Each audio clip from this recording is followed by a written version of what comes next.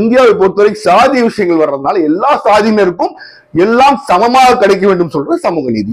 இதை யாருமே தவறுன்னு சொல்ல முடியாது. இத பிராமணர்கள் எதிர்க்க காரணம் என்ன பொறுத்தவரைக்கும் மிஸ்கன்செப்ஷன், ஒரு தவறான ஒரு புரிதல். இது அவங்க என்ன நினைச்சிட்டாங்க, பிராமணர்களுக்கு எதிரானது. பிராமணர்களுக்கு எதிரானது கிடையாது.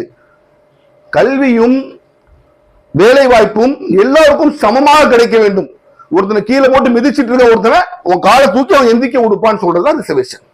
ஒருவனை கீழே போட்டு நீ மிதின்னு மிதிக்கிறீங்க, அவனை மிதிக்காதீங்க, உன் காலை தூக்குங்க, அவன் எந்திரிச்சு நிக்கட்டும் சொல்றதுதான் ரிசர்வேஷன்.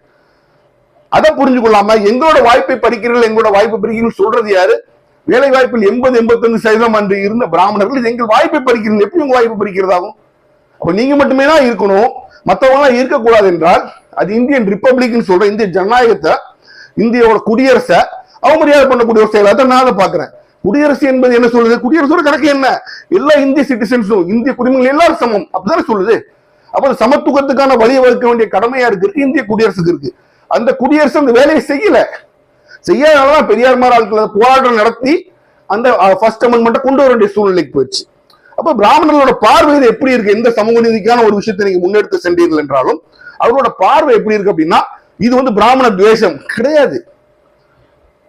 அடிப்பட்ட மக்களை, ஒடுக்கப்பட்ட மக்களை, பின்தள்ளப்பட்டதான் நீங்க நல்லா புரிஞ்சுக்கணும். நார்த்ல பிச்சிடேம்பாங்க, நம்ம தமிழ்ல அழகான வார்த்தை யூஸ் பண்ணோம். பின்பற்றவர்கள் இல்ல, பிற்படுத்தப்பட்டவர்கள், தாழ்ந்தவர்கள் இல்ல, தாழ்த்தப்பட்டவர்கள். அந்த வார்த்தை அழகான ஒரு சிக்னிபிகன்ஸ் கொடுக்கும். அவங்க கிடையாது, நீங்க அவங்க ஆக்கி வச்சிருக்கீங்க. அப்ப அவர்கள் மேலெழுந்து வர, அவர்கள் இந்த நாட்டோட ஒரிஜினல் குடிமக்கள். எங்கேயோ கைபர் போலான் பாசோடி வந்தவங்க கிடையாது. இந்த நாட்டோட ஒரிஜினல் குடிகள், இந்த நாட்டோட முதல் குடிமக்கள், இந்த நாட்டுல இருந்த குடிமக்கள். அவர்களுக்கு அவர்களோட உரிமை வேணுங்கிறதுக்காக கொடுக்கப்பட்டதான் ரிசர்வேஷன். இது உங்களோட உரிமையை பறிக்கிறதுக்காக அல்ல.